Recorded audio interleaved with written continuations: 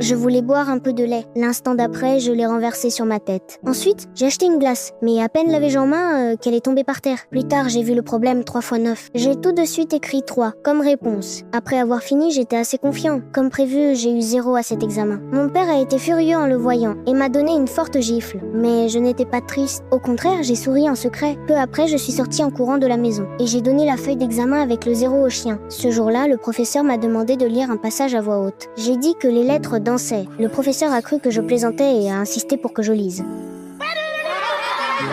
Toute la classe a éclaté de rire, mais je ne mentais pas. Pour moi, les lettres bougeaient vraiment, car je souffrais d'une dyslexie sévère. Mes parents pensaient simplement que j'étais lent. Alors mon père m'a envoyé en pension avec colère, en regardant la voiture de mes parents partir. Je n'ai plus pu retenir mes larmes. Cette nuit-là, quand tout le dortoir s'était endormi, je me suis effondrée dans la salle de bain et j'ai pleuré bruyamment. Après avoir pleuré, je me suis lavé le visage à l'eau froide. Jour après jour, je suis devenu silencieux et renfermé, toujours seul. Les camarades se moquaient de moi en classe, et les professeurs me regardaient avec mépris. Si j'étais distrait en classe, le professeur me lançait de la craie. Si je ne pouvais pas répondre à une question, il frappait ma main avec une règle, alors que je sombrais peu à peu dans le désespoir. Un jour, un nouveau professeur d'art est arrivé dans notre classe. Il chantait et dansait en classe, et tous les élèves l'aimaient. Ce jour-là, il a donné à chacun une feuille blanche, et nous a dit de dessiner librement. Tous les enfants dessinaient sérieusement. Moi seule, je restais immobile, sans bouger. Cela a tout de suite attiré l'attention du professeur. Mais il ne m'a pas grondé. Un autre jour, j'étais punie à genoux, comme d'habitude. Quand le professeur est passé, je me suis immédiatement recroquevillée pour l'éviter. À ce moment-là, il a compris que j'étais différent des autres. Alors il a parlé avec mon voisin de table, qui lui a raconté tout ce qui se passait. Ensuite, il a regardé mes anciens devoirs, et il a compris que je n'étais pas incapable d'écrire. J'écrivais simplement les lettres à l'envers. À ce moment-là, il a enfin compris que j'avais une dyslexie. Un jour, il a raconté une histoire en classe, celle d'un enfant qui détestait lire, qui déchirait les livres, cassait ses crayons, et voyait les lettres comme des animaux en mouvement. Il a demandé si quelqu'un savait qui c'était. Toute la classe a ri, mais moi j'étais terrifiée. Je pensais qu'il parlait de moi, mais il a dit que c'était Einstein. J'ai été complètement stupéfait. Il a dit que certaines personnes voient le monde différemment, mais que ce sont des génies uniques. J'ai écouté attentivement ses paroles, et un sourire est enfin apparu sur mon visage.